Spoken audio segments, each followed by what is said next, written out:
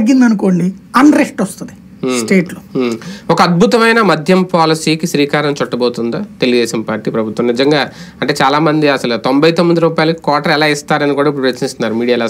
అసలు సాధ్యం అవుతుందా అనేది అంటే నాకున్నటువంటి వ్యక్తిగతమైనటువంటి ఫీలింగ్. కానీ అది మద్యం ఎంత గొప్పగా ఎంత తగ్గించి గొప్పగా చెప్పినా నా దృష్టిలో తప్పే. అది పక్కన పెడితే 99 రూపాయలకి మద్యం ఇస్తే సంతోషమే తాగుబోతులకి.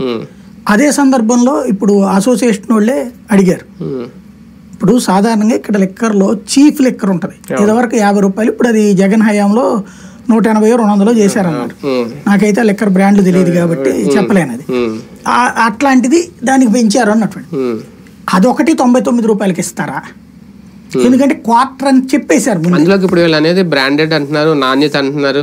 అంటే మామూలుగా జనరల్గా మాట్లాడుకుంటే రేట్ తగ్గించారంటే ఆటోమేటిక్గా క్వాలిటీ తగ్గిపోద్దేదో అనుకుంటాం కదా మనం, ఏదైనా ఒక పెట్రోల్ అయినా ఇంకోటైనా. అలాంటిది మద్యంలో బ్రాండెడ్ నాణ్యతతో కూడిన మద్యం ఇస్తామని అంటున్నారు కదా 99 రూపాయలకి. అది ఇస్తే అద్భుతమైన పాలసీ ఎలా సాధ్యం అనేది ఇక్కడ ప్రశ్న. బేసిక్గా మాట ఒకటి ఉంటుంది, ప్రచారం పరంగా ప్రాక్టికాలిటీ చాలా తేడా ఉంటుంది. అది మనం చూస్తున్నది. రేపు ఇది కూడా అంతే ఉంటుంది. అన్ని బ్రాండ్లు 99కి రావు.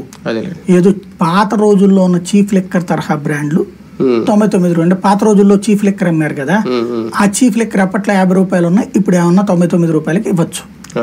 ఆ బీర్లు అవి వచ్చేటప్పటికి ఏవైతే 300 500 ఉంటాయో అవేమి క్వార్టర్లు ఇవ్వకపోవచ్చు, అవి తగ్గకపోవచ్చు. అంటే క్వాలిటీ హై దీంట్లో ఉన్నటువంటి చేయకపోవచ్చు. మళ్ళీ అందులో ప్రీమియర్ షాపులు అంటున్నారు కదా, క్వాలిటీ అన్నీ డిఫరెంట్, మళ్ళీ ఇంకా బాగా కాస్ట్లీ అవన్నీ